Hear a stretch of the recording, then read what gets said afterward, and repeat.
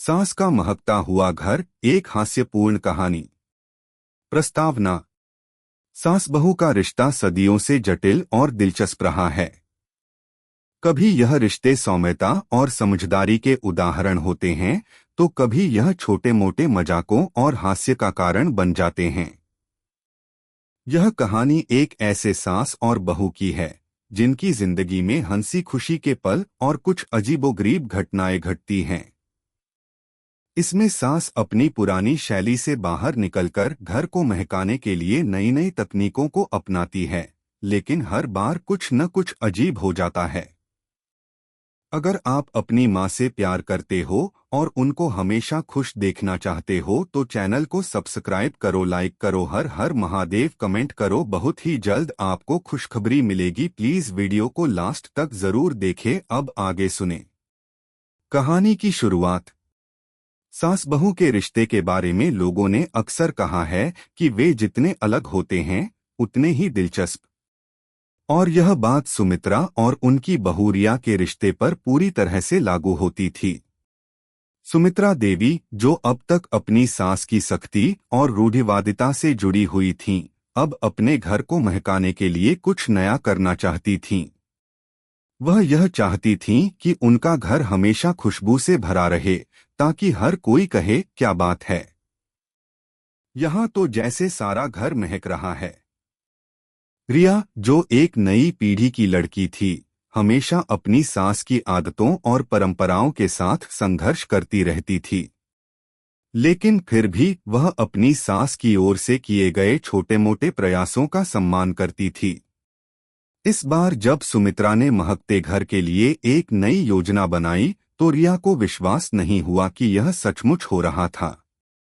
रिया बेटा, आज से इस घर को पूरी तरह से महकाने के लिए मैं एक नई तकनीक अपनाने वाली हूँ, सुमित्रा ने अपनी बहू से कहा। रिया ने चौंकते हुए पूछा, नई तकनीक? सासू माँ, घर को महकाने के लिए कौन सी नई तकनीक? सुमित्रा हंसी के साथ बोली, वही, कुछ खास नहीं। बस मैंने सुना है कि अगर घर में अगर कपूर और लौंग डालकर रखे जाएं, तो घर हमेशा महकता रहता है। मैंने सोचा क्यों न इसे ट्राई किया जाए। रिया को यह सुनकर हंसी आ गई। सासू माँ, यह तो पुराने जमाने का तरीका है। अब तो एयर फ्रेशन और रिडिफ्यूजर आते हैं, क्यों न हम इन्हें ट्राई करें? सुमित्रा ने सिर झुकाकर कहा, नहीं बेटा, ये सब चीजें तो बाजार की हैं। हमें घर में स्वाभाविक खुशबू चाहिए जो सच्ची हो। रिया सोच में पड़ गई। ठीक है, अगर आप चाहती हैं तो कोशिश करने में क्या हर्ज है।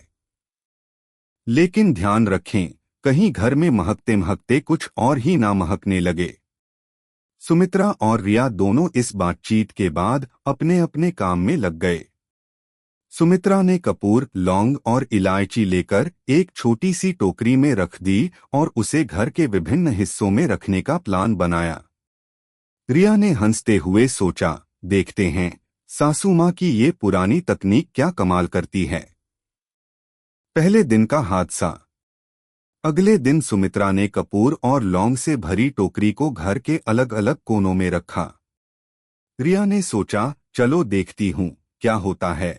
लेकिन जैसे ही रिया ने सुबह का नाश्ता बनाया और घर की सफाई की, वह अचानक महसूस करती है कि घर में एक बहुत तीव्र खुशबू आ रही थी। क्या है ये? ये तो बहुत तेज खुशबू है, रिया ने नाक सिकोड़ते हुए कहा। सुमित्रा खुशी खुशी बोली, क्या बात है बेटा, घर महकने लगा ना? रिया ने सिर झुकाकर कहा, हाँ, लेकिन ये खुशबू तो बहुत तेज है सासू माँ।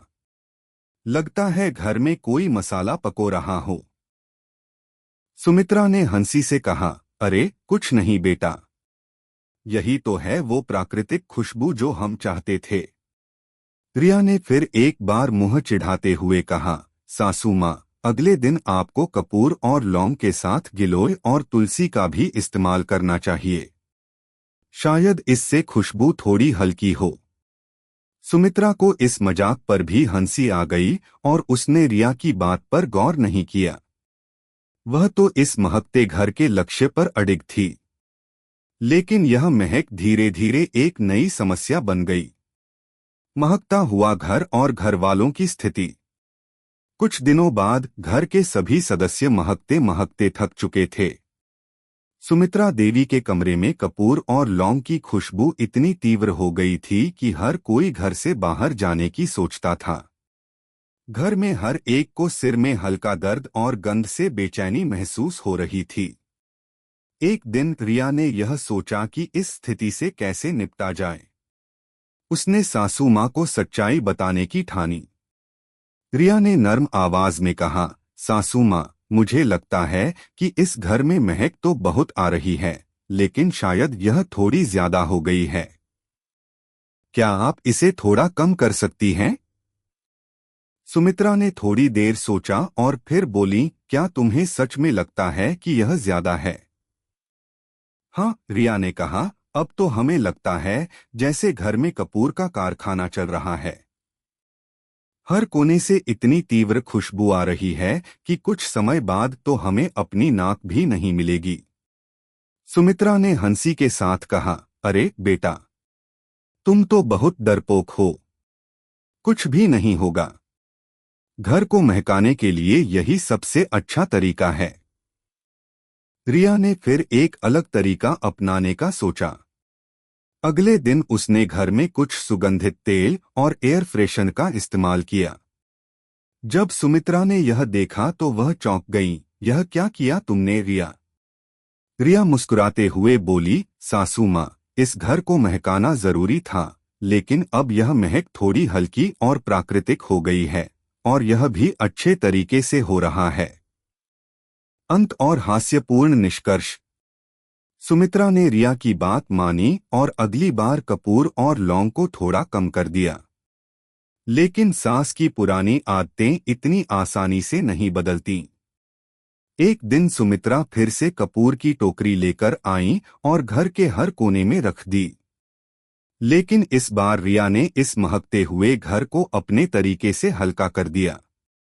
इस प्रकार घर में महकते हुए पल और हंसी मजाक के बीच सास और बहू का रिश्ता और भी मजबूत हो गया।